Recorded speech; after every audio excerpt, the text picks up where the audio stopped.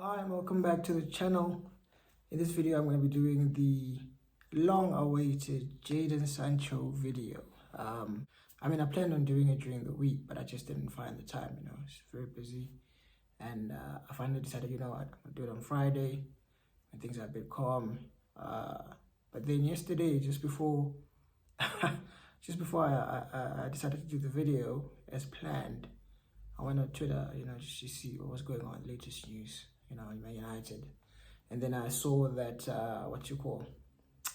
Ten Hag, the video between Ten Hag and Gary Neville was trending.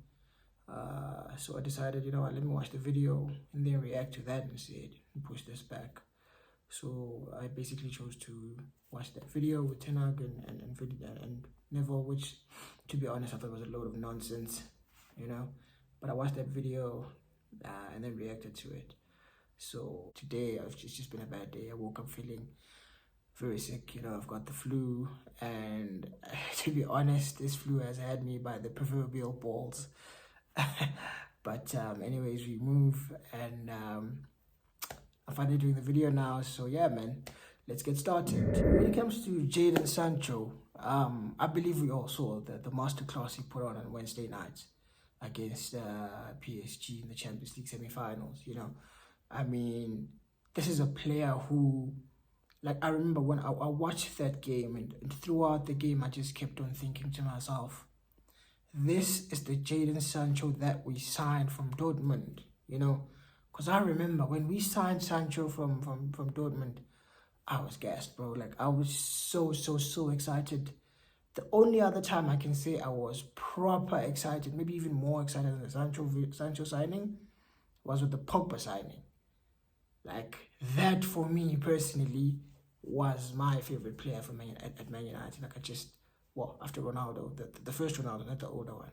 The younger Ronaldo was my favorite, then Pogba, then Sancho. But unfortunately for him, it didn't really work out at United for many reasons. We'll get to it in this video. But what I saw on Wednesday night, man, that was just sublime.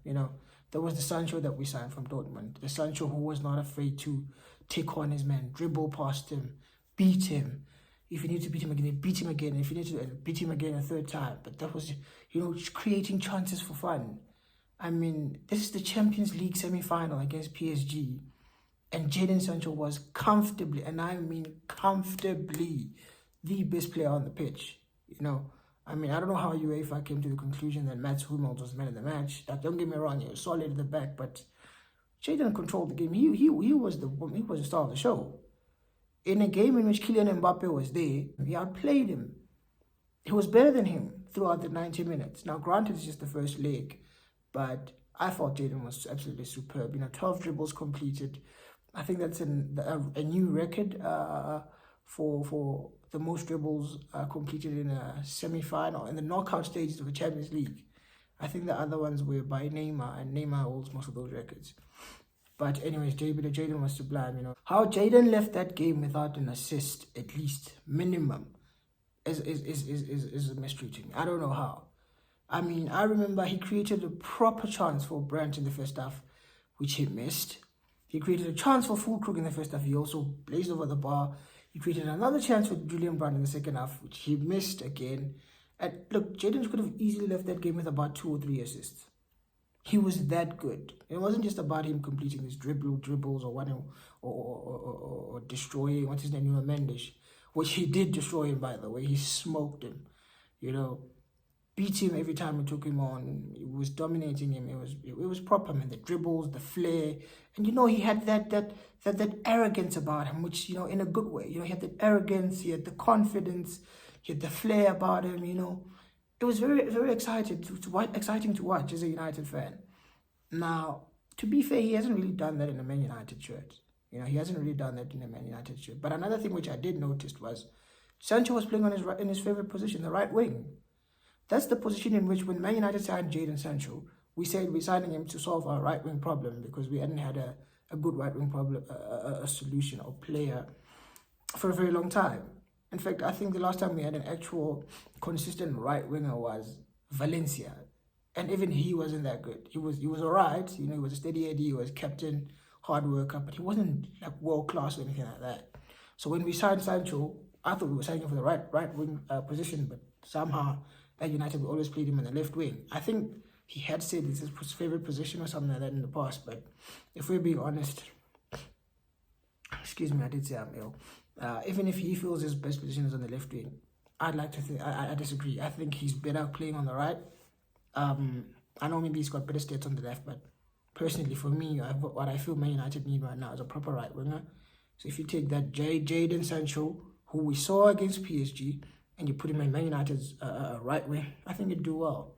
But also, that's not just about that. Jadon likes to play. He doesn't want to just be transitional. You know, he's not the best type of player if you're going to play transitional football.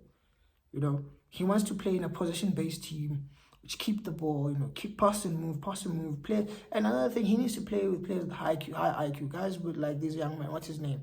Karim Adeyemi, you know, he's got the likes of, what's his name, Julian Brandt, even though he missed a few couple of chances. He's also a decent player. He's playing with the likes of Fulkrug, who likes to make runs and behind. You know, we saw Jadon playing with the likes of Ashraf Hakimi back before we signed him, when Hakimi would be overlapping him on the right side. He also played with someone like Haaland, where he would hit him with through balls. He needs a striker who's going to move around, who's going to make the runs and behind.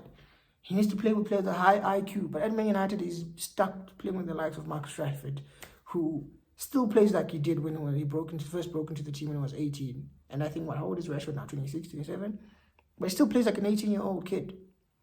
It's just not improving, you know. So I genuinely feel that in as much as Jadon has not been a success, because even though I'm one of his biggest fans, I have to be honest, he hasn't done well at United.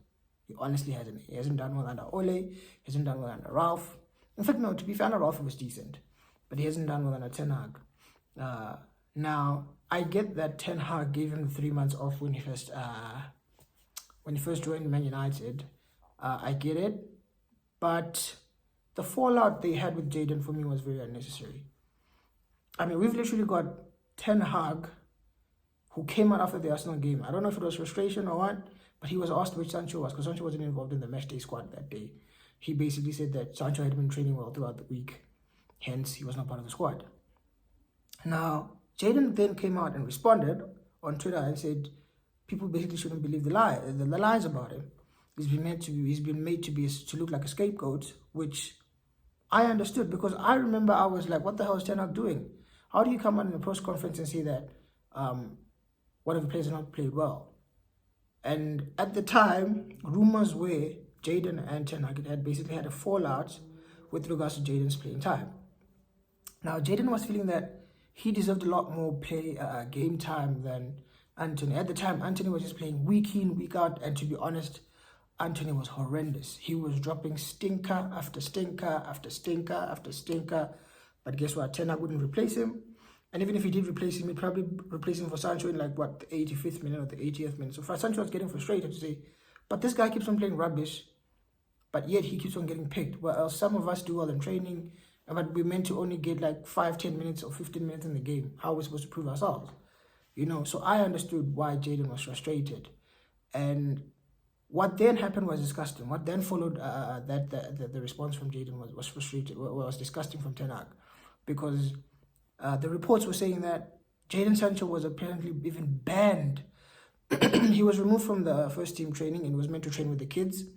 And then furthermore, he was banned from even eating with his teammates. Like, I get it. I might not be training with the first team squad, but to not ban the guy and say he can't even eat in the canteen. He was, like, get this, he was banned from Man United's, Ten Hag banned Sancho from Man United's canteen. He said he couldn't eat with the first team squad. To make it worse, he couldn't even eat with the kids. Sancho was apparently having to have his lunch in his car, in the car park in Carrington. Do you realize how ridiculous that is? Like, not only is it not, like, it's not even past about, it's no longer about football only here. This is just basic human being skills that you need to have. And that shows me that Ten Hag doesn't have those. Because how are you telling him that he can't even go into the canteen? He can't eat with his teammates, the first team squad. He can't eat with the kids. He must basically go sit and eat his lunch in his car, in the car park. That's ridiculous, man. This guy's like, what, 50-something years old? And he's acting like he's 19. Jadon is like, what, 23, 24 years old. He's still young. But to do that was absolutely disgusting for me. And this Ten Hag guy had the goal to say that Jadon needed to apologize and then they would move forward. But Jadon said, hell no, I'm not apologizing to this guy. And I don't blame him. I mean, look at him now. He's playing Champions League semi-final whilst Ten Hag sitting at home watching the Champions League semi-final from the TV. Who owes who an apology? Who owes who an apology? Let's be honest here. Ten Hag hasn't done anything at United. He's been rubbish. Rubbish. People want to defend him and tell him, no, it's his second season. He's been absolute trash. We give this guy, £400 million and he squandered it. Jadon Sancho needs to come back to Man United. He really, really does. Now, my solution, bring him back to United, play him on his actual best position, which is the right wing. Play Sancho as a right winger. That's what we signed him for, not the left wing. Play him on the right winger. Sell Marcus Rashford. Take the number 10 from Rashford. Put it on, give it to Sancho. Because when we signed him, we promised him to number 7 shirt. Obviously, Cristiano came, so he got it. Cool, we understand. In fact, when Sancho came, we signed Cavani at the 7, so we understand. Cristiano then signs, then he takes the number 7. Even Sancho understood. But now we've given it to Mason Mount. I'm not even saying give him the 7, give him the 10. Sell Rashford in the summer, bring back Jadon, play him on his favorite right wing position, give him the number 10 jersey, get a manager who actually believes in Jadon. This Ten Hag guy can't deal. He's got too much of a big ego. He thinks he's better than he is. He genuinely believes that he's Pep Guardiola, and he's not Pep Guardiola. He's nowhere near his level. He dominated Ajax, bro. That's a rubbish league. The Eredivisie is a pub league. It's absolutely rubbish. Get rid of Ten Hag. He's out here falling out with everyone. At some point, I remember, he definitely fell out with Ronaldo. Cool. Fell out with De Gea. Fell out with Jadon. He keeps on falling out with all these big players. But then another thing which irritates me about Ten Hag, you've got Rashford going out and partying after losing, is it 3-1 or 2-1 to Man City on the Manchester derby. The same night after the game, he goes out and goes and parties. But guess what? When the media asks Ten Hag about it, no, it's an in-house matter. It's a private matter, with dealing with it internally. So why couldn't you apply the same principle to Jadon? Why couldn't you apply the same principle to Jadon Sancho? Why is it that with Sancho you have to air the dirty laundry in public and tell him that he's not training well? However, with flipping Rashford, no, Rashford is it's internal. We're doing it internally. Again with Garnacho, after the game, where he got replaced at halftime, Goldbridge tweeted out saying that Ten Hag basically threw Garnacho under the bus. Garnacho liked the tweets, but guess what? When he's asked about it, no, Garnacho said sorry, we moved past it. Bro, no punishment, nothing. But when it's Sancho, he must be dropped completely from the squad and made to eat from his car. Bring Jadon Sancho back to Manchester United, play him on the right wing, give him the number 10 jersey, get a new manager who actually believes in technical players and technical players who want to play tactical football. Not this quick transitioning nonsense. I want to play good football, attractive football. Get me a proper coach, not just a manager, but a coach who will actually coach these players and improve them. Now, many people say Sancho shouldn't come back. He's been disgusting, all of that. I disagree. And I wouldn't sell him in the summer. What I would do is I would bring him back, give him the number 10, play him on the right wing, build the team around him and Kobbie Mainoo. Tell him that you're one of my main men. Put faith in, put some trust in the boy, give him some confidence, and I'm telling you, we'll see a different Jadon Sancho, a proper player. We didn't just pay £70 million for a player who was useless. We paid it because we could see there was proper potential in that kid. And he's still young. He's only just 24, so he can still do it. So, like I said, bring Sancho back home. Get rid of this useless manager and let's move on forward. And let's bring more players who are more technical. You know, we've got the likes of Kobbie. I think he's the only technical player we've got. We've got like Licha, Lisandro Martinez, another technical one, even though he's a defender. Bring technical players. Bring your Ulises, whoever. If people feel Sancho shouldn't play on the right wing, fair enough, play him on the left wing.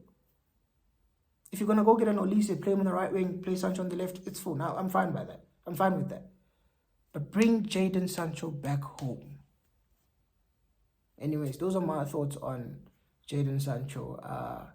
Let me know if you disagree. Do you think Man United should get rid of him? Let me know in the comments. Should we sell Sancho in the summer? Should we send him back out on loan?